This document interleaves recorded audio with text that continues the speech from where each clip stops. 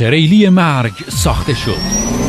بهش میگن تور 24. طولش 14 متره، یعنی اندازه یه ساختمون 4 طبقه است. تور 24 اول فقط یه تریلی معمولی بوده، ولی الان تبدیل شده به یه موشک زمینی. زیر کاپوتش 2 تا موتور 12 سیلندری دیترویت کار گذاشتن با 12 تا سوپر شارژر که مجموعاً 3974 اسب بخار قدرت تولید میکنه. برای اینکه راحت‌تر مقایسه کنید باید بهتون بگم که پرسرعت‌ترین ماشین ایرانی دنا پلاس فقط 150 اسب بخار توان داره. راستی حد اکثر سرعت این هیولا هم به 250 کیلومتر بر ساعت میرسه. بعد از موتورش میرسیم به شکل ظاهری. شما این رینگای تراش خورده نقره‌ای رو ببین، یا مثلا جلو پنجره قوسی شکل با اون اسکلتای کوچیک پایین سپرش. آدم دوست داره ساعت‌ها فقط بهش زل بزنه. از داخل کابینم بخوام براتون بگم صندلی‌ها از چرم خالصه. فرمون و داشبورد و بقیه چیزام از چوب درجه 1 ساخته شده. به افتخار این شاهکار هنری لایکو بزن و فراموش نکن این پست رو هم برای بقیه رفیقات بفرست تا اونا هم با دیدن این قول کیف کنن.